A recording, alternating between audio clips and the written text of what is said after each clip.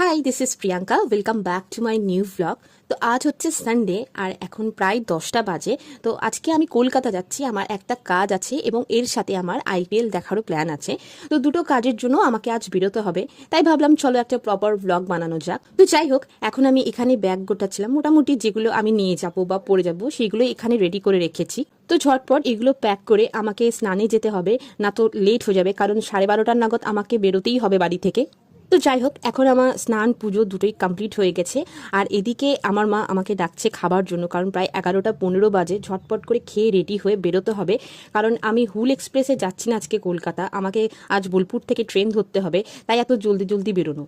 তো কথা বলতে বলতে আমার চুল শুকানো, হেয়ার স্টেম লাগানো দুটোই কমপ্লিট। তো ঝটপট করে এবার খেয়ে আসি, না তো আমার কপালে আজ বিপদ নাড়ছে, কারণ অনেকক্ষণ থেকে আমার মা আমাকে ডেকেই যাচ্ছে। তো চলো, আমি খেতে চলে এসেছি আর বসে পড়েছি আমার ফেভারিট ডাল ভাত, আলু সিদ্ধ, বেগুনি আর মাছ ভাজা নিয়ে। তো চলো ঝটপট করে খেয়ে নিই। তো খাওয়া দাওয়া কমপ্লিট, এবার রেডি হয়ে নিই। তো ফার্স্ট আমি একটু সানস্ক্রিন লাগিয়ে নিলাম, বাইরে যা রোদ বাবা রে, so sunscreen is very important. তো এবার নিজেকে একটু ফর্সা করার জন্য লাগিয়ে নিলাম ফেয়ারনেস ক্রিম, মানে ওই পন্ডস ব্রাইট বিউটি আর কি। দেন যাতে ক্রিমগুলো জলদি জলদি গলে না যায় সেই জন্য মন রাখতে লাগিয়ে নিলাম পাউডার। এবার একটু চোখের ক্রিয়েটিভিটিও হয়ে যাক, তাই একটু কাজল আর আইলাইনারও পরে নিলাম। তো এই চলে এলাম ড্রেসটা পরে।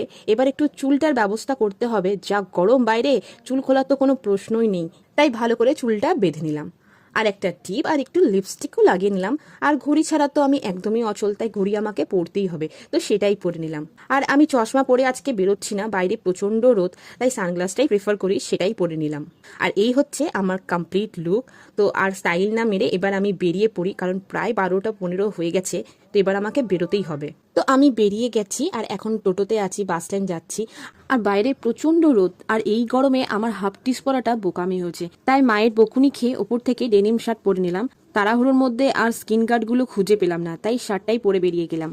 তো যাই হোক, বাস স্ট্যান্ড চলে এসেছি আর এখন বাসে আছি। আর অ্যাজ ইউজুয়াল আমি 12:30টার বাসটা মিস করে দিয়েছি, আর এখন আমি 12:45-এর বাসে যাচ্ছি।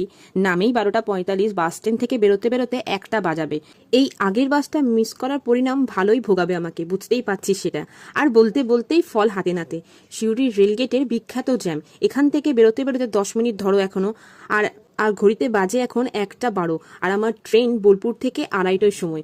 জানি না ভাই, কপালে আজ কি দুর্গতি আছে আমার। তো যাই হোক, ফাইনালি বহু কষ্টে আমি স্টেশন পৌঁছে গেছি। অ্যান্ড গুড নিউজ ইজ ট্রেনটা 10 মিনিট মতো লেট আছে। তো যাই হোক, গোবিন্দর কৃপায় এই যাত্রায় উতরে গেলাম। ট্রেনটা যদি লেট না হতো, কপালে দুঃখ ছিল আমার। তো যাই হোক, বেঁচে গেছি। So now I am in train and closing the video here. তাই দেখা হচ্ছে নেক্সট ভিডিওতে। Please stay tune with me. Tata.